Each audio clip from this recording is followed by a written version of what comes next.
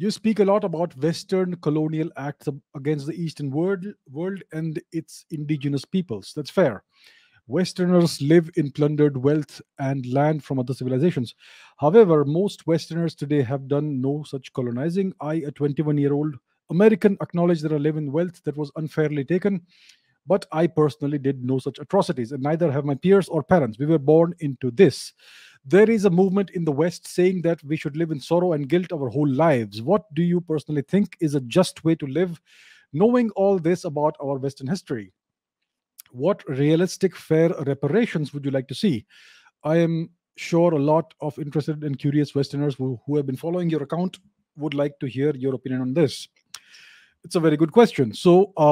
Yeah, it is obviously true that the West, uh, whatever wealth and prosperity they have, it is unfortunately because of the past 5 centuries of colonization and plunder of wealth from the East, mainly India, and also from Africa, resources and things like that. So that is a fact, and I'm glad that some people realize this. Now, obviously, you are 100% correct. You have done no such colonizing. Your parents, your peers, the people who live in the West today have done no such thing. And therefore, I disagree with people who say that the people of West should live in this permanent state of guilt and what does it say, guilt and sorrow your whole lives. No, it's not your fault that what it's not your fault what your ancestors did. I do not believe in transferring guilt from generation to generation, especially when the newest latest generation has done no such thing.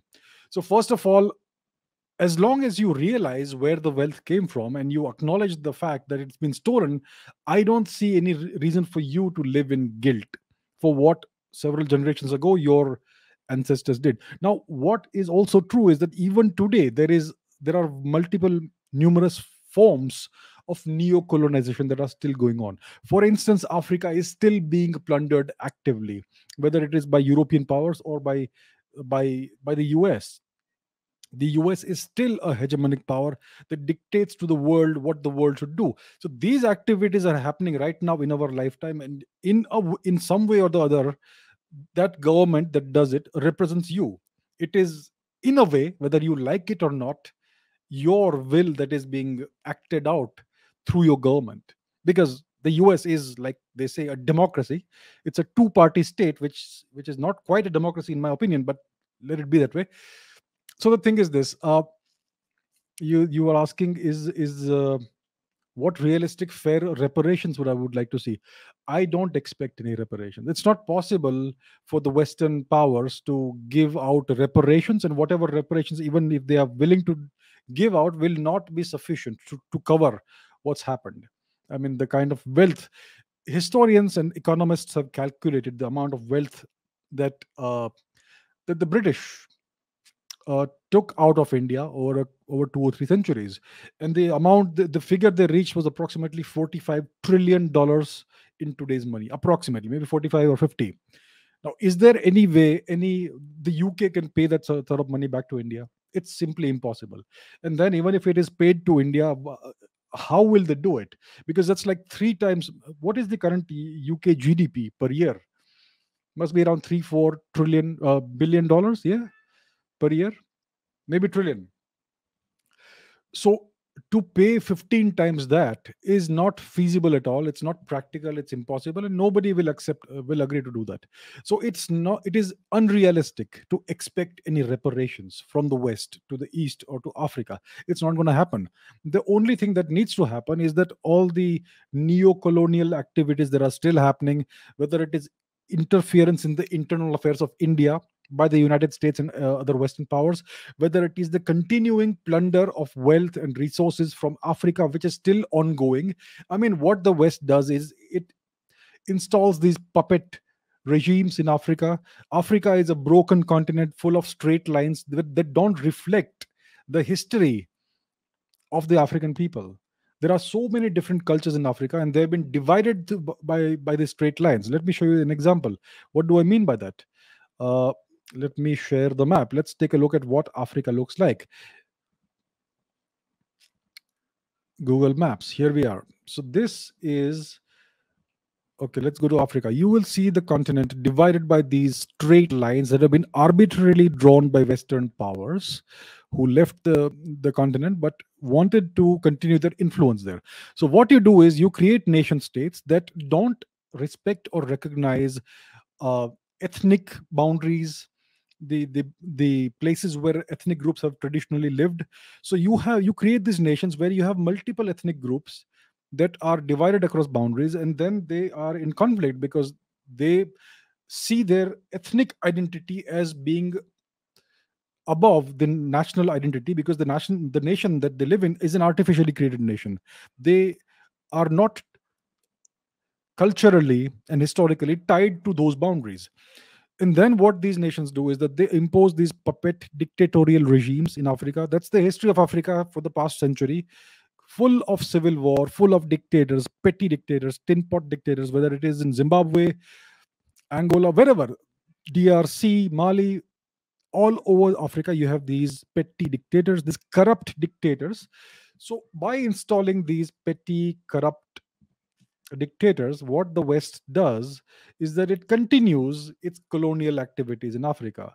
So if you have a corrupt dictator who owes his uh, power to you, to an European power, or a Western power, then that person will do everything to keep that relationship going, which means they will allow you to keep on plundering their wealth for gold, for cobalt, for uranium, for whatever else is available, lithium, whatever your land is rich in, you're going to keep allowing the Western powers to do that. So these are things that need to stop, and these are all being done even today by the West. Even the Chinese are now getting into the fray. For the past 1.5 decades, they have been investing a lot in Africa, and they are continuing similar policies. So my point is very simple. It is unfair to expect today's people who live in the West to bear the guilt of what their ancestors did several generations ago. I do not see the people of the West today as being guilty of what their ancestors did. Of course, some of them have this attitude that what our ancestors did was right, it was justified, we did it because we can, and we are proud of it.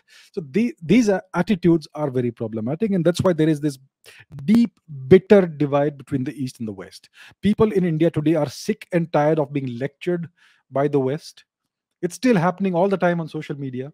You can see it in real time. You go on Twitter or wherever else. You have the US government lecturing India about democracy. A two-party state is lecturing India, a vibrant democracy, about what democracy should be like. It's a joke. A two-party state is just one rung above a one-party state.